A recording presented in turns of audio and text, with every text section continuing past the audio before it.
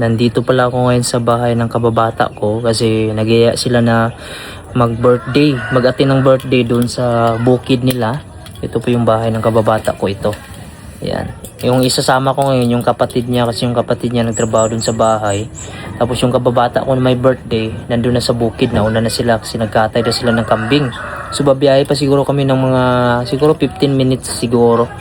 Estimate ko lang biyahe doon or 10 minutes, pero highway naman yung daanan. So samahan nyo kami, pupunta kami doon at ipapakita ko sa inyo yung area nila dito. So harap lang naman dito, pero yung daanan natin kasi paikot, saka umuulan pa dito. Ito lang yung service namin, itong multicab. So multicab kahit saan lang siya mga kabayan, no? Kayang kaya lang kahit yung mga putikan. Tapos yung kuha natin, no? Umulan kasi dito at medyo mapag yung bundok at presko yung hangin, malinis. So ngayon mga kabayan, babiyahe na kami papunta doon sa may birthday at kapatid ng kababata ko din.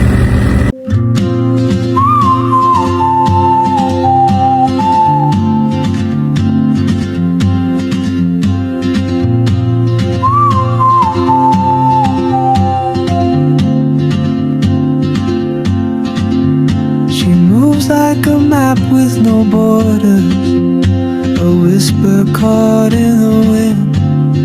I see her boots at the corner cafe with a notebook and a grin. She's chasing skies I've never named while I stay in my lane. But something in the way she moves keeps pulling at my chain. Oh, traveler, you carry the sun in your stride, leaving behind what I hold inside.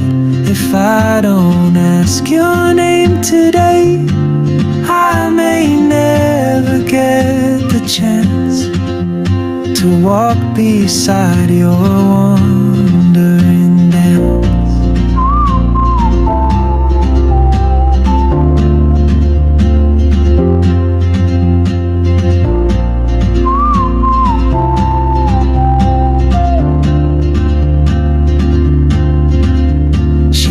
A tune I've never heard in languages I can't speak.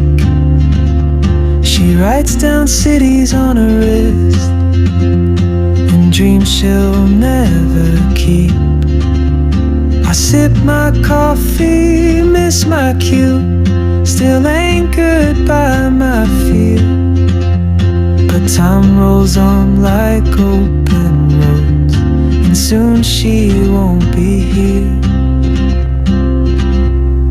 Oh, traveler, you carry the sun in your stride, leaving behind what I hold inside.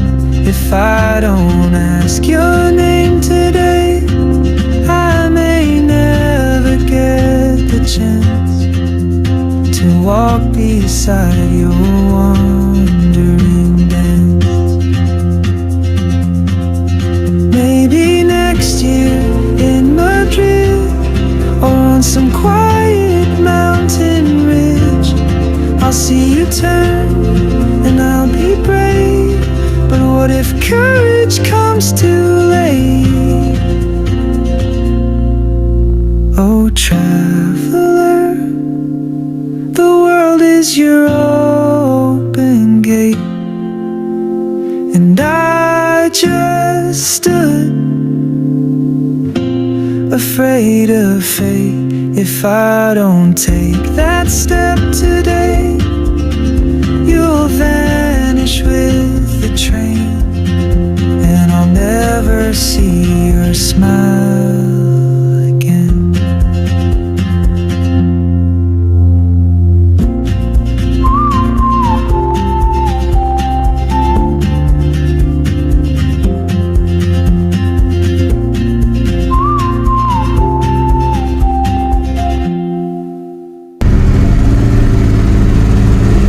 na.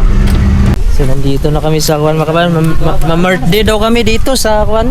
Yung kababata ko, yung mga kasama ko. Ito pala yung Kwan dito, yung uso sa amin pag mag-birthday ka, daan ka muna ng mga yung madulas-dulas mga kalsada. Pagsubok dito. Eh, normal dito sa amin sa probinsya kapag may mga kasalan, handaan dito birthday. Ito muna yung tatahakin mo dito. Yung mga daan na madudulas. Bago ka makakain dito ng mga litson, kambing. Madulas dito. Mauna na diri inyo area ming no. Ah. Ito ang Payangyang Farm. Payangyang farm to dito. Ito dati. Kwanto dia dati dito eh. Area sana namin to dati. Ito na kami Payangyang. Kaso walang interesados dati. Sulo. Oh, marami na palang kuan dito oh. Ni payangyang na mga saging oh. Matitibsul. Matitibsul. Lalaki. Halo. Halo. Sorry. Grabe talaga yung daanan dito oh. Kasi kami marunong mag-Tagalog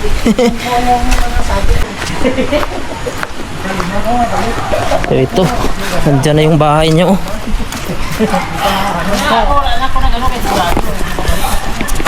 Parang may aso dito ah. Nandiyan na yung bahay na may birthday.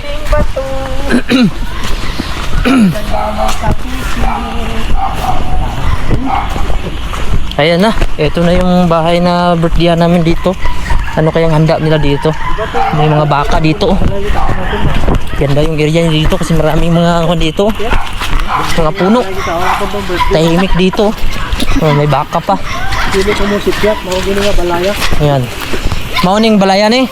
Ano ni tao na mo Oo. kung birthday niya? May kambing pa dito oh. Sa labas. Hapon Payangyang. Ngayong hapon.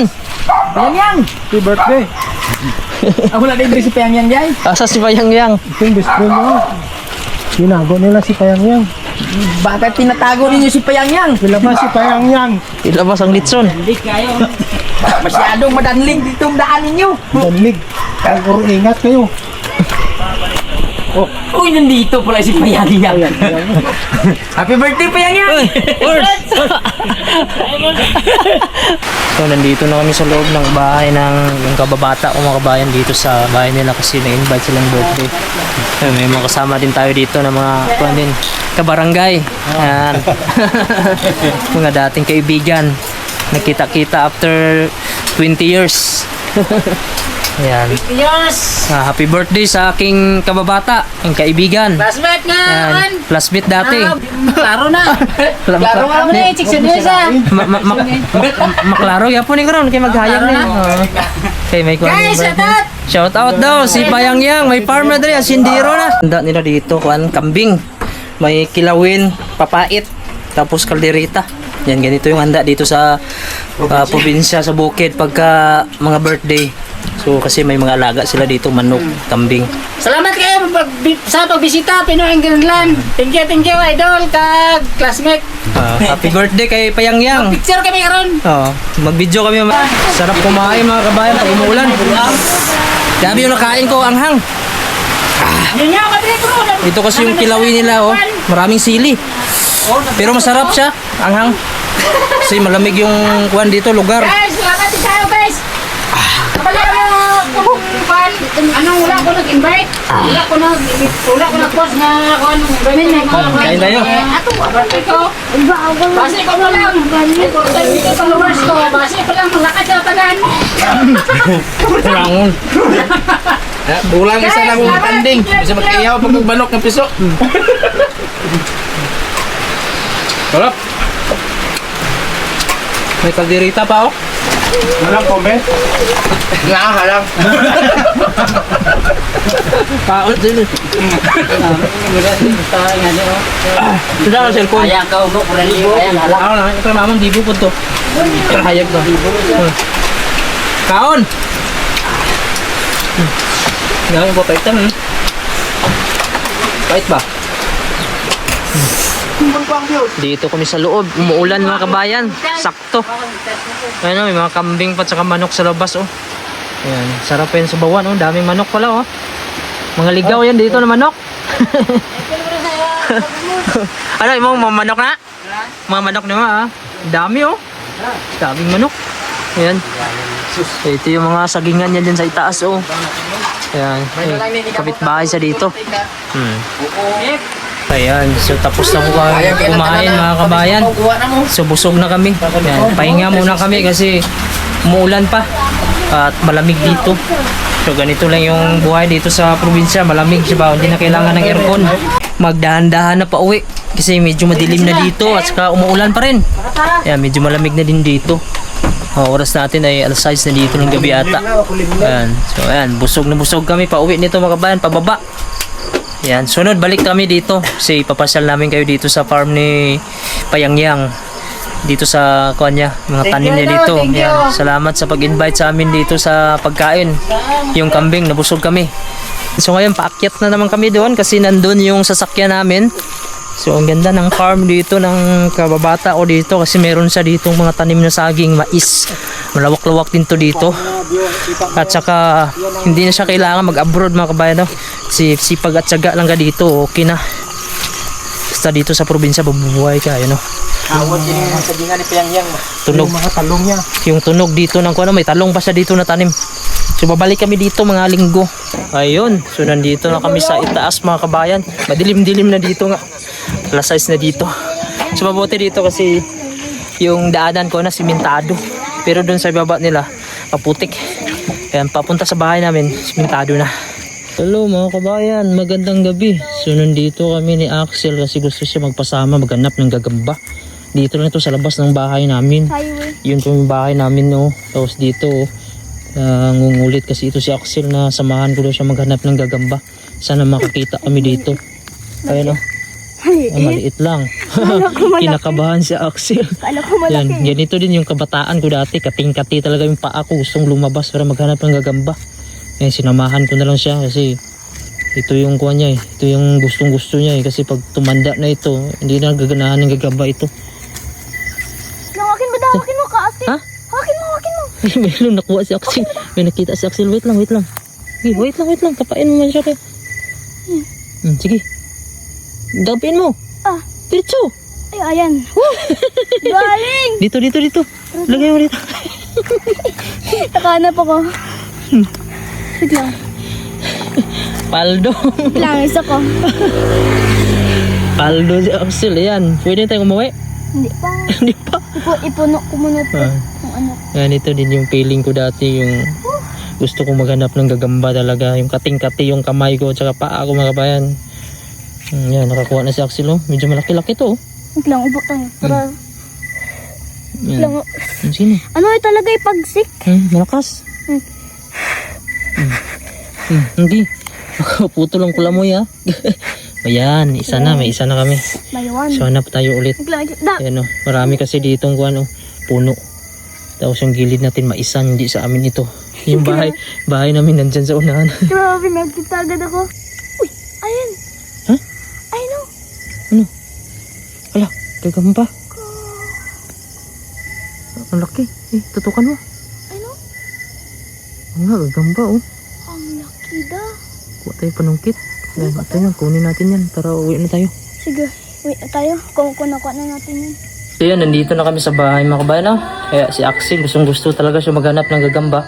Sinamahan ko na lang siya kasi yun yung kasiyahan niya. Yung bata kasi, hindi naman habang buhay yan maging bata talaga. Yung galak nila dyan sa gagamba, pag lumaki sila, hindi na nila magagawa yun mga kabayan. Gaya ko, wala na sa akin, magagamba na yan. Siya, nasa edad siya na kung saan tuwang-tuwa siya pag nakakita ng gagamba. So kaysa hayaan ko siya pumunta mag-isa doon, napakadelikado. Kaya sinamahan ko na lang, at least maging masaya siya mga kabayan. Kasi pagdating sa Greenland, wala na doon, wala nang gagamba, wala na masyadong gala, wala na siya masyadong kaibigan. Kaya habang dito pa kami sa Pilipinas, ini-enjoy ko muna siya, sinasamahan ko siya. Kaya supportara din natin yung anak natin. Kahit pagod tayo, samahan natin minsan pag may time tayo. So yun po mga kabayan, Pinoy in Greenland, God bless you all po.